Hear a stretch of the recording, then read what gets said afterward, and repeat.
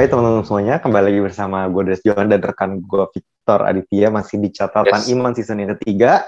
Oke, Ya, semoga kalian semua masih sehat-sehat terus ya, maksudnya dan amin. masih menunggu vaksinasi. Tor lu dari vaksin ya, dengar-dengar ya. Oh, udah nih, puji Tuhan. Tapi baru yang pertama, jadi masih nunggu yang kedua nih. Belum belum full, jadi harus terus berhati-hati. Tapi nggak ada rasa apa-apa ya. Nggak ada sih Semuanya ya. fine, totally fine. Puji Tuhan nggak ada teman-teman ada yang rasain ngantuk, ada pegel, tapi gue puji Tuhan aman-aman aja sih. Nggak berasa apa-apa. Wow, wow, mantap. Berarti 2 minggu lagi udah imun lah ya. Tapi tetap Immune, pakai masker ya, tapi tetap tetap menjaga ya harus ya. prokes yang ada. Oke, jadi kita di hari ini kita membahas apa nih, Tor? Oke, kan hari ini kita mau menjelang Paskah nih, Den.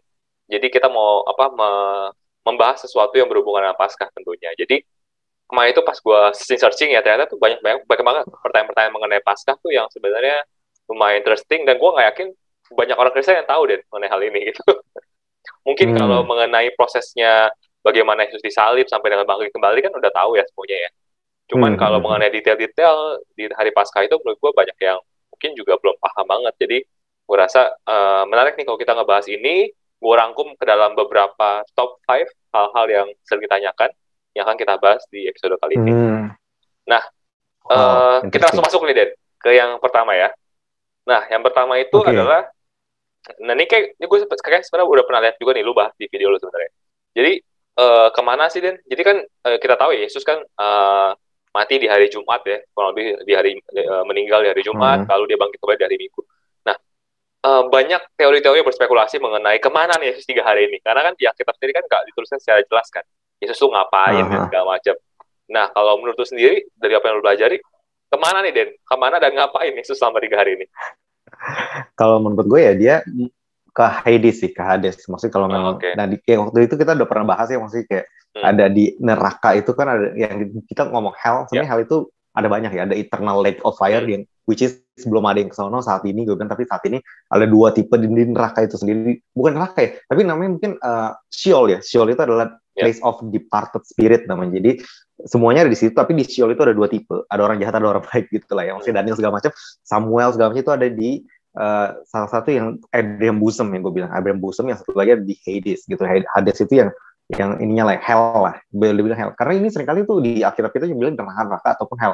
Tapi sebenarnya ada, kalau kita rinci ada 3 jenis kan. hmm, Eternal Lake of Fire itu belum ada di situ sekarang, hmm, kecuali ya maksudnya di situ belum ada, karena itu nanti setelah akhir zaman baru dihakimi dan dilempar semua. Cuman sekarang itu kan adanya di Sheol. Di Sheol itu ada dua, dan gue percaya sampai di zaman Tuhan Yesus ketika dia meninggal, dia turun ke ke place of departed spirit ini, hmm, ke titik di mana dia membebaskan orang-orang yang di Abraham bosom ini sih. Maksudnya kayak hmm, ada Abraham, sorry, ada Daniel segala macam, Samuel segala macam ini, mereka kan nggak bisa naik ke surga karena yang waktu itu gue udah bilang bahwa mereka nggak, satu titik dosa nggak bisa bawa lu ke surga gitu. Jadi Tuhanlah yang harus membawa lu.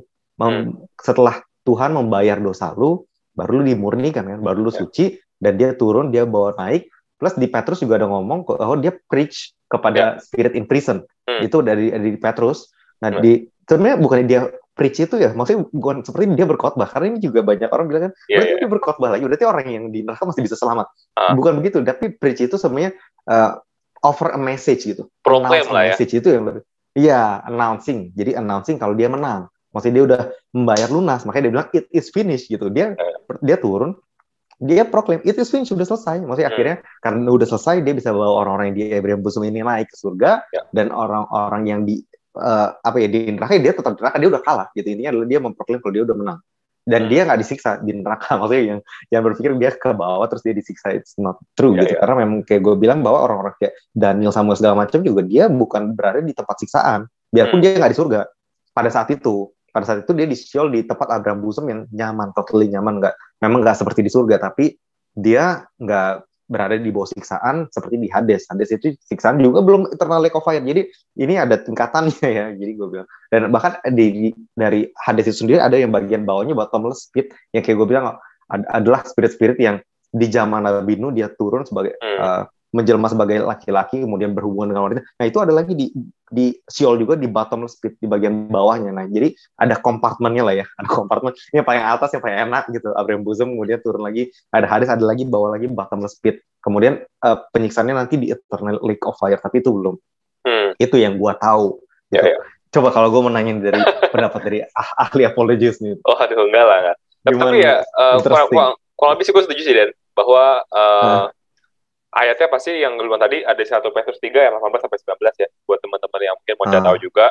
Jadi itu gue bacain sedikit bahwa sebab juga Kristus telah mati sekali untuk segala dosa kita, ia yang benar untuk orang-orang yang tidak benar, supaya ia membawa kita kepada Allah, ia yang telah dibunuh dalam keadaannya sebagai manusia, tetapi yang telah dibangkitkan menurut roh, dan di dalam roh itu juga ia pergi memberitakan Injil kepada roh-roh yang di dalam penjara. Nah ini yang tadi lu sempat mention, dan gue juga percaya bahwa roh-roh ini banyak yang berspekulasi, tapi kemungkinan besar adalah ini ya fallen angel lah ya, fallen angel, dan dia memproklamasikannya kemenangannya atas maut dan juga dosa, dan juga dia juga, gue setuju sih, membawa orang-orang suci yang di penjara lama lah ya untuk betul. naik ke surga, karena juga itu dikatakan juga bahwa di Efesus 4 ayat 8 dikatakan bahwa saat ia naik ia membawa tawanan-tawanan, which is ini yang tadi lu sempat mention sih.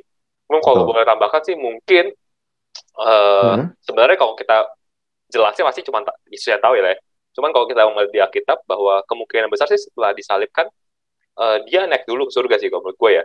Kenapa? Karena kan dia sempat ngomong tuh sama yang tawanannya yang sebelah kiri sebelah kanan ya, yang bawa pada hari ini juga kau bersama aku ke surga kan. Jadi kalau dibikin dibikin serangkaian sih kemungkinan besar setelah Yesus salib dia naik dulu ke surga, setelah itu ya dia mungkin dalam 3 hari itu dia ada turun lagi ke Sheol untuk memproklamasikan sekaligus juga membawa tawanan-tawanan tersebut.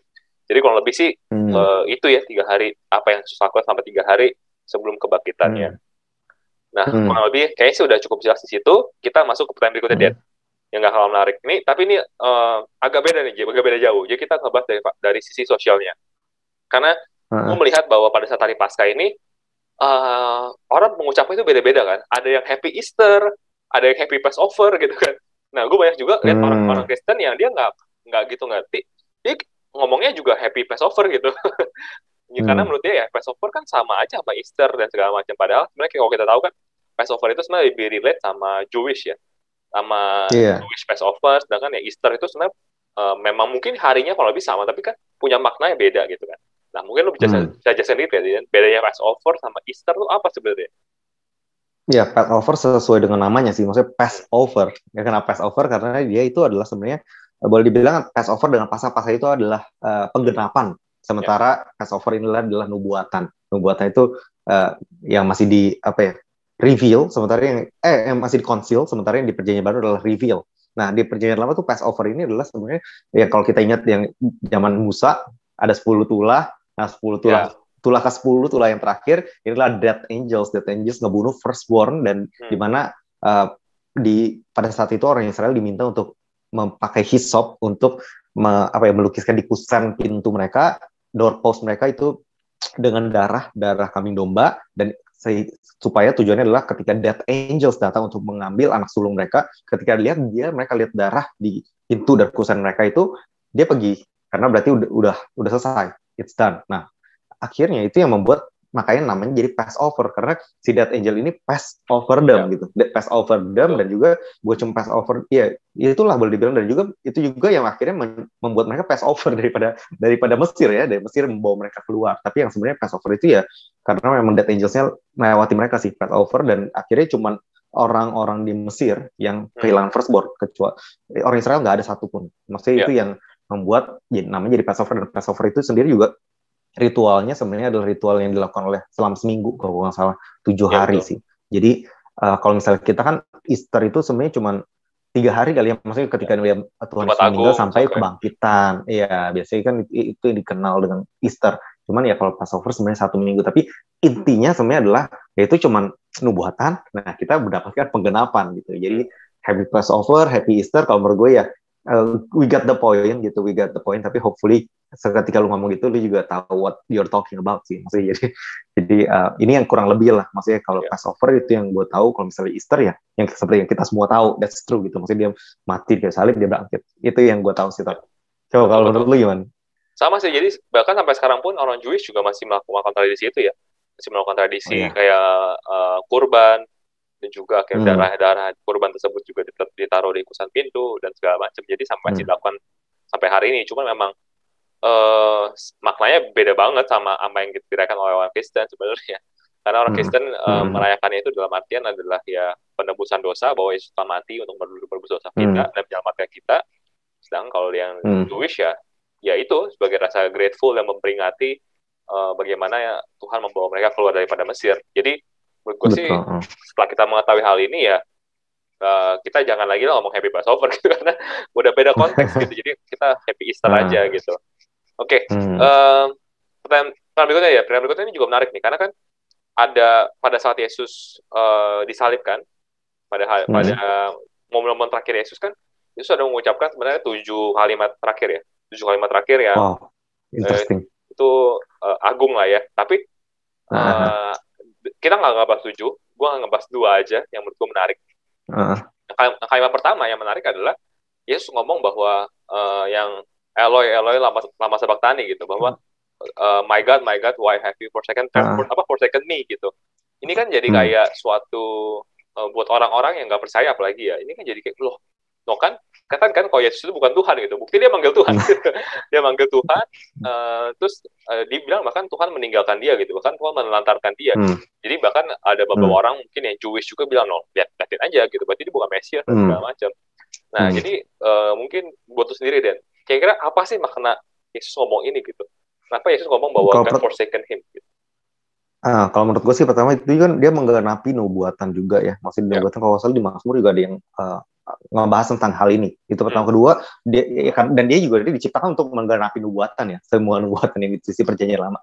Dan kedua yang gue percaya adalah ini adalah titik di mana substitutionary-nya terjadi. Substitute, maksudnya kayak the righteous for the unrighteous. Supaya maksudnya akhirnya dia yang righteous membayar di unrighteous supaya kita di unrighteous menjadi righteous, bukan karena usaha kita tapi karena ada orang yang nggak bersalah yang udah bayar dosa kita supaya kita masuk saved by grace alone. Sebenarnya kan itu adalah intinya kan, ada substitusi terjadi di situ. Kalau kita bahas di perjanjian lama ada di imamat, gue bilang ada 5 korban bakaran, nah itu digenapi di salib. Dan ketika dia ngomong Eli Eli lama sabachthani, ini sebenarnya adalah menunjukkan bahwa he made sin. Dia itu dibuat dosa, dia bukan melakukan dosa tapi he was made sin. Dikatakan juga he made sin. Karena apa? Karena untuk seorang mendapatkan hukuman dia harus jadi dosa dulu. Maksudnya ada dosa baru dihukum. Sementara Yesus nggak punya dosa. Jadi dia dibuat, he was made sin. Jadi pada saat itu dia dibuat menjadi dosa, dan juga ya of course dia dapetin hukuman. Dan ini adalah satu-satunya yang kalau gua nggak salah ya, satu-satunya ayat di mana Yesus memanggil Tuhan itu pakai kata El. Biasanya tuh dia ngomong tuh Father kan. Maksudnya kayak intim gitu, ada keintiman di sana. Sementara di sini dia pakai Eli gitu, my God, bahkan bukan Yahweh, maksudnya ini yang dipakai El gitu. Jadi El the Creator ya, maksudnya bukan Yahweh, bukan Lord. Nah jadi kalau menurut gue di sini apa ya, dia menunjukkan bahwa substitusinya udah terjadi. He was made sin gitu, dia diubah menjadi dosa itu supaya dia menerima semua hukuman yang seharusnya diberikan kepada orang-orang berdosa. Dia terima semuanya. Dan ketika dia bilang it is finished, sudah selesai, udah diserap dosa, maksudnya dia udah bayar full, baru dia akhirnya dia lepasin spiritnya. Tapi kalau misalnya kalau lu nanya kenapa dia, bukannya karena dia bukan Tuhan, tapi di sini substitusi tersebut terjadi. Itu yang gue percaya sih. Bukannya kayak seakan-akan dia jadi manusia biasa ya.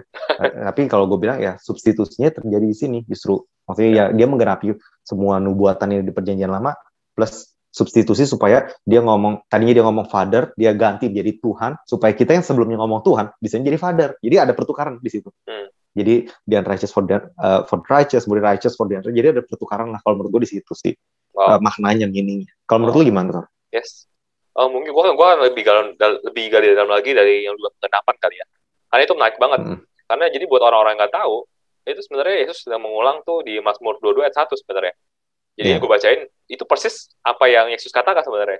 Mazmur 22 ayat 1 dibilang bahwa Allahku, mengapa engkau meninggalkan aku gitu. Aku berseru tetapi engkau jauh dan tidak menolong aku. Jadi ini agak panjang, cuman Yesus mengambil potongan bagian depannya.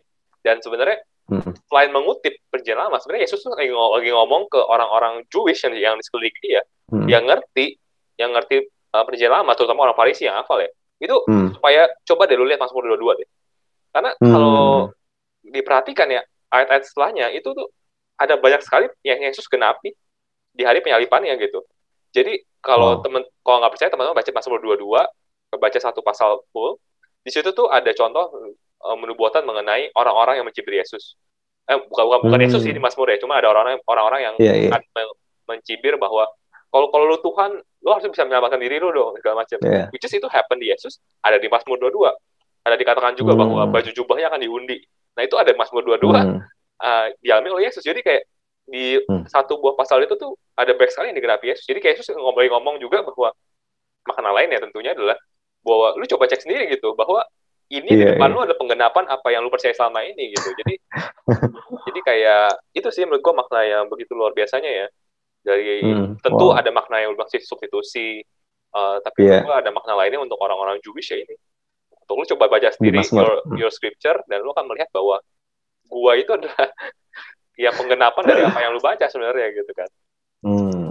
Oke, nah ini pertanyaan berikutnya nih Dan. Yang juga pertanyaan yang sebenarnya kalimatnya singkat tapi yang simple tapi juga sebenarnya menurut gua bikin orang penasaran gitu. Bahwa Yesus pada saat terakhir dia juga ngomong I'm thirsty gitu. Aku haus gitu. Nah ini kan menarik. Bahwa kenapa menarik? Karena pertama buat apa kalau Yesus tahu dia akan mati buat apa minum gitu. Maksudnya kan jadinya kayak ngapain gitu kan maksudnya. Terus juga kalau kita baca kan di hari-hari terakhirnya kan Yesus juga sering sekali ditawari minum kan sama penjaga dan sebagainya. Tapi Yesus mau menolak. Nolak. Tapi kenapa di saat terakhir justru minta minum gitu? Nah ini menarik. Nah, itu kenapa deh? Gitu.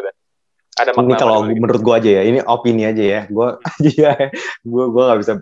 Kalau menurut gue adalah ya, pertama dia menunjukkan sisi kemanusiaannya, dia haus gitu. Maksudnya dia menunjukkan sisi kemanusiaannya.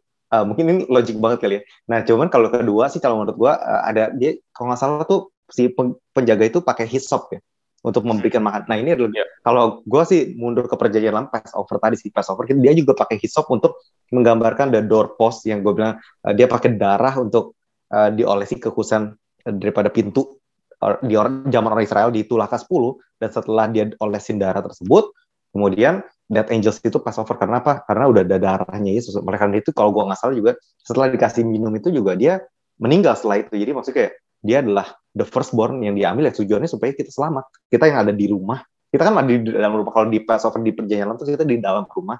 Mungkin kita orang-orang di jam perjanjian lama mungkin dia melakukan dosa di dalam rumahnya. Mungkin dia marah-marah ya. Tapi karena dia lihat ada darah, ini yang gue bilang bahwa kita diselamatkan bukan dari works, bukan dari karena kita nggak berdosa, tapi karena ada darah itu darah di dalam kita ya. Biarpun kita di dalam rumah kita lagi marah-marah atau mungkin kita lagi tonjok-tonjokan sama saudara kita, itu mereka tetap selamat semuanya. Nah, kenapa? Karena Death Angels-nya lewat. Dan itu yang gue percaya sih. Maksudnya, ini adalah penggenapan. Dia juga minum pakai hyssop, wine. Karena kan bread and wine, bread itu adalah tubuh Yesus, wine adalah darah Yesus. Dan oleh darahnya kita ya udah disucikan gitu. Maksudnya udah dimurnikan. Dan kita, biarpun kita masih melakukan dosa, bukannya praktis ya, tapi kita masih jatuh.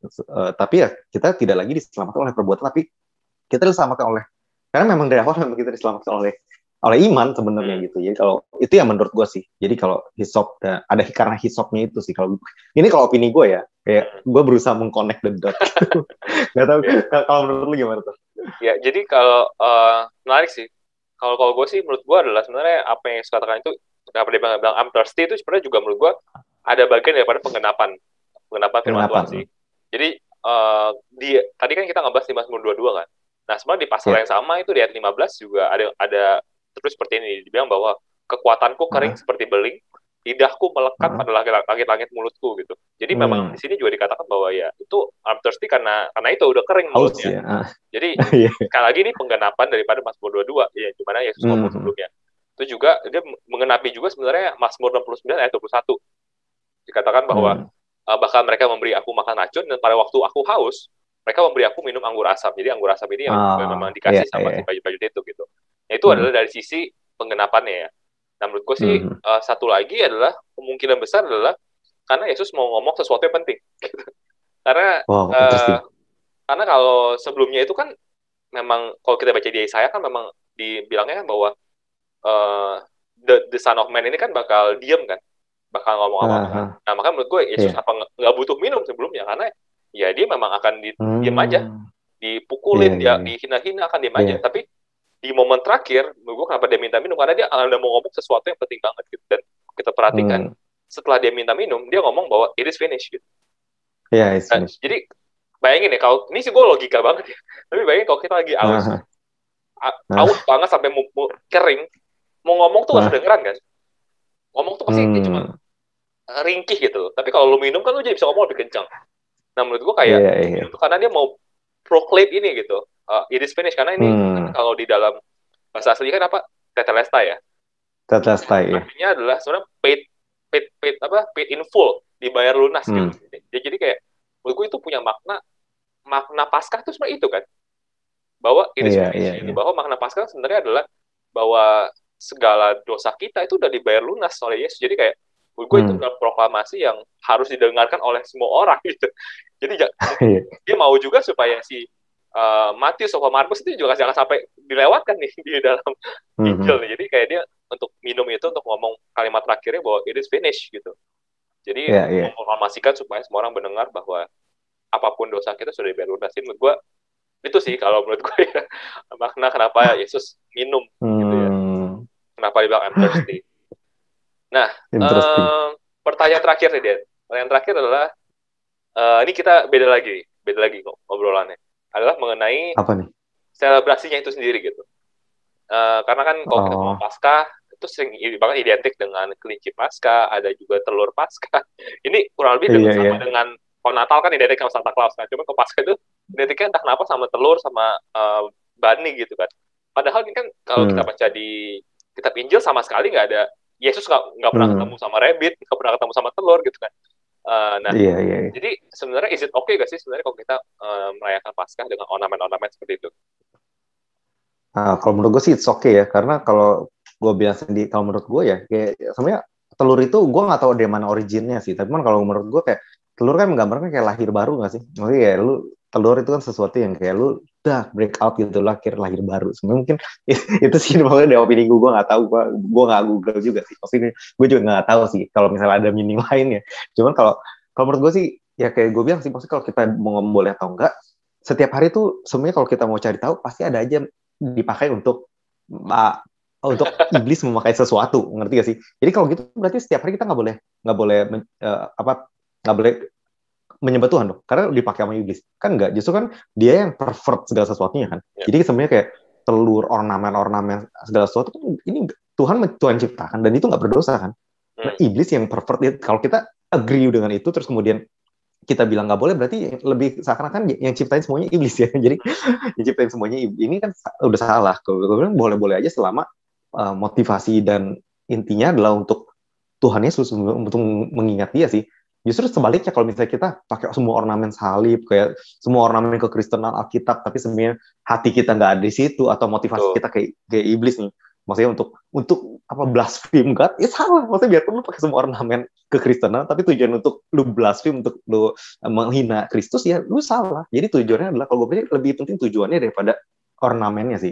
Itu jadi ornamen ya, kecuali kalau memang itu menjadi batu sandungan. Contohnya lu pernah berada di gereja setan, nah pakai ornamen itu of course itu menjadi batu sandungan buat lu, ya lu jangan pakai. Iya gak sih? Waktu itu kayak Paulus juga bilang, kalau misalnya ada orang yang baru lepas dari idol, terus kemudian dia lihat orang makan makanan idol, ini kan menjadi batu sandungan. Nah tapi kan itu nggak buat semua orang.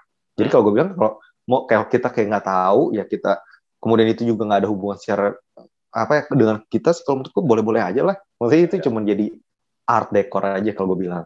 Kalau menurut lu gimana tuh? Ya, bener sih. Jadi actually gue nanti akan buat video khusus deh mengenai ini. Jadi gue ada video di Rabu, ada gue ngebahas mengenai asal usul daripada kelinci Paskah dan juga telur Paskah telur ini. Itu ya. Cuma intinya adalah sebenarnya itu memang dari pagan sebenarnya, dari budaya pagan. Itu dari budaya di Jerman dulu. Jadi memang mereka tuh sebenarnya nama Easter sendiri pun itu juga dari budaya pagan sebenarnya. Karena dulu tuh di Jerman, dulu mereka menyembah namanya Dewi Ewestra lah. Dewi Ewestra ini kan, makanya Dewi Ewestra itu jadi Easter. Nah itu memang Dewi kesuburan, Dewi reproduksi. Nah kenapa?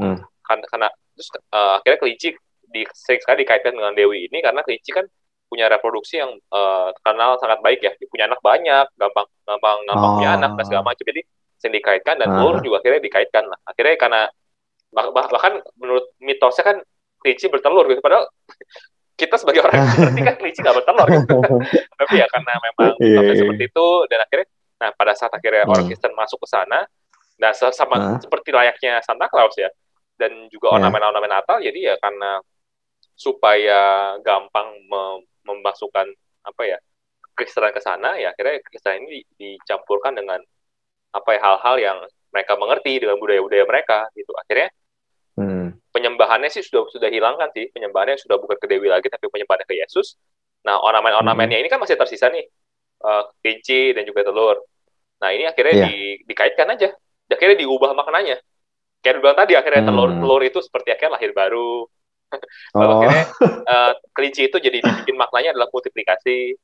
Artinya kan kelinci punya anak banyak, artinya kita sebagai Kristen harus coba multiplikasi kan, menjadikan banyak orang bangsanya pengikut Yesus. Nah kayak gitu, jadi diubah maknanya. Dan menurut gue nggak ada yang salah dengan hal itu.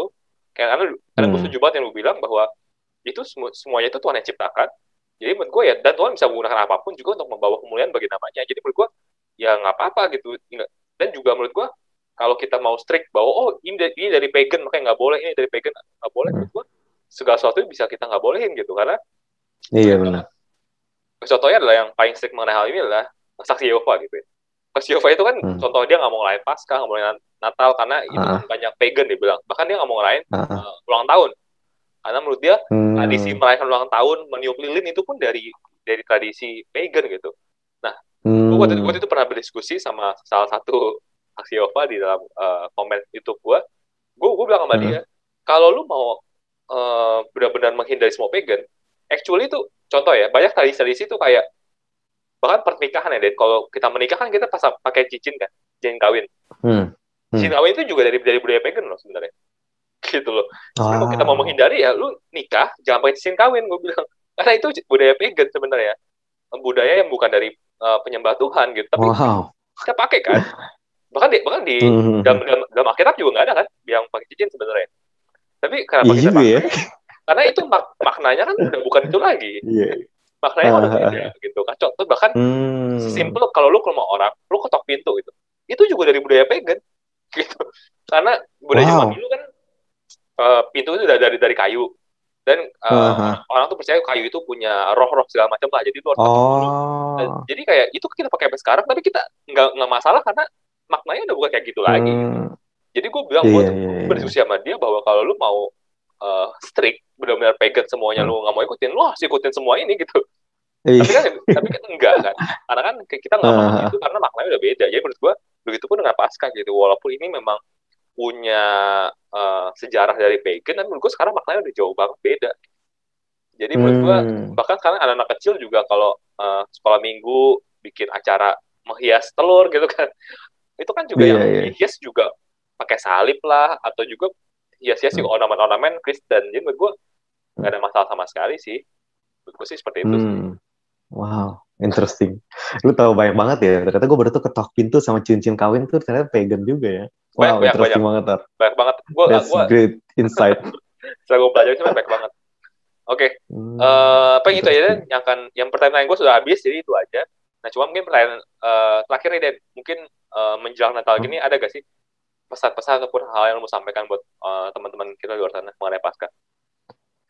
Kalau menurut gue sih ya, kalau untuk Paskah ya, kalau gue bilang sih kayak kita harus mengingat kembali lah, maksudnya kayak perjuangan Tuhan Yesus ya di kayu salib, bahwa dia begitu mengasihi kita, dikatakan bahwa dia udah jatuh-jatuh ketika dia angkat salib, dia sampai jatuh, dia bangun lagi, tujuannya adalah yaitu untuk karena dia begitu besar mengasihi kita sebenarnya, dia begitu besar mengasihi kita, sehingga dia terus berjuang, biarpun sulit, dia tetap berusaha, dan dia menyelesaikan semuanya. Kayak tadi lu bilang, dia menggenapi semua nubuatan, dan juga dikatakan bahwa it is finished, udah paid in full. Jadi hopefully kita juga nggak terus berada di dalam insecurity, maksudnya kayak kita ngerasa tidak layak, karena memang dari awal kita nggak layak, dan kita tidak pernah layak, kita dilayakkan. Ini mungkin itu yang lebih tepat.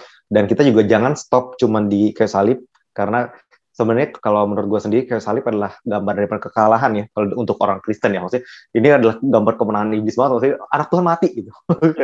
Ini adalah gambar, sebenarnya kita harus terus jalan sampai ke kebangkitan. Makanya kan Easter itu mungkin kematian dan kebangkitan. Nah, jadi kalau misalnya kebangkitan itulah picture daripada kemenangan gitu. Maksudnya kita udah menang daripada kematian. Karena kita Tuhan Yesus sudah mati, maka kita mati bersama-sama dengan Yesus secara spiritual dan kita bangkit bersama-sama dengan Dia juga. Jadi ya itu yang kita harus ingat dan kita harus tahu. Jadi karena kita udah mati, maka kita juga mati dari kehidupan kita yang lama sih. Itu gambarannya, that's the idea bahwa kita mati dari kehidupan yang lama untuk hidup bersama Tuhan Yesus di kehidupan yang baru, di kerajaan yang baru. Sebelum kerajaan dunia, kita hidup sekarang untuk kerajaan Tuhan, kerajaan surga. Mungkin itu aja sih. Jadi maksud kita nggak cuma ngerayain asal pakai ornamen aja happy-happy, tapi kita juga mau mengingat kembali dan juga the meaning antara hidup lama dan hidup baru, akhir baru dan sebelumnya. Gitu aja sih kalau gue bilang. Kalau lu Tor, ada yang lu pengen tambahin nggak?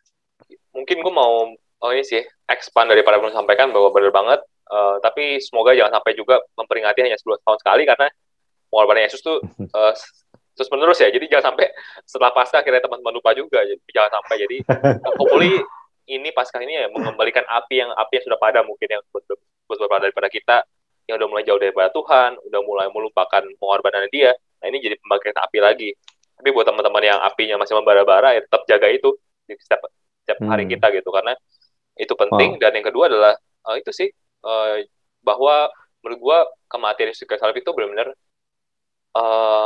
benar dasar kekristenan banget sih. Karena kalau teman-teman baca di epistle ya, ataupun surat-surat ya, Paulus ke jemaat-jemaat di kota-kota gitu, itu patokannya itu selalu kematian Yesus gitu, pengorbanan Yesus. Jadi kalau teman-teman baca kayak hendaklah kamu mengasihi satu dengan yang lain pasti sepertinya itu seperti Yesus berkorban buat kamu.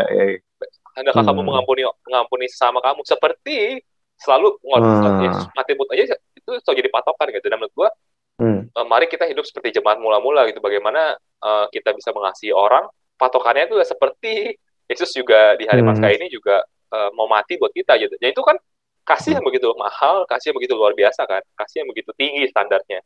Jadi hopefully ya kita tingkatkan lagi untuk ya mungkin di Paskah ini sesimpel at least mengampuni orang lah ya, mengampuni mungkin orang tua kalian yang jauh dari sempurna, mengampuni kakak adik kalian yang pasti saya menyakiti kalian, sama seperti apa? Sama seperti Yesus mengampuni kita pada hari ini. Jadi menurut gua sesimpel itu, dan mari kita bagikan sih kasih Yesus kepada orang-orang sekitar kita. Udah. Wow. Gitu aja. Wow. Thank you so much sir for the great insight dan great reminder ya. Untuk kita semua. Jadi kita juga nggak cuma lihat Easter untuk satu kali event, one time event dalam setahun, tapi kita juga mau menghidupi itu setiap harinya. Dan kita juga harus selalu ingat bahwa pengorbanan Yesus di kayu salib itu benar-benar luar biasa banget, dan kita juga mau jadi itu contoh untuk kehidupan kita sehari-harinya, untuk mengampuni orang tua dan mengampuni orang-orang yang bersama pada kita. Oke, kalau gitu mungkin karena udah cukup panjang ya, kita close sampai di sini aja dulu, Tor. Boleh. Nah, kalau untuk teman-teman yang pengen menyampaikan topik-topik yang kalian pengen kita bahas, bisa langsung di Instagram kita @catatanIman.id atau di gue @denis.johan, atau di mana Tor? Di @victoraditya. Atau langsung ke YouTube-nya Victor Aditya di Perisai Iman. Bisa langsung perisai di situ, bisa langsung perang ya. Karena udah pakai perisai berarti udah siap perang kan ya. Udah siap dong. Jadi kalian bisa pakai pedang. Nah, Victor akan terus pakai perisainya untuk menangkis setiap serangan gitu ya. Oke, kalau gitu sampai di sini dulu. Terima kasih teman-teman udah mendengarkan. Semoga kalian terberkati dan stay safe, dan semoga kalian juga bisa segera divaksinasi ya, bisa segera sehat kembali dan bisa kembali normal. Kalau gitu, see you and God bless you.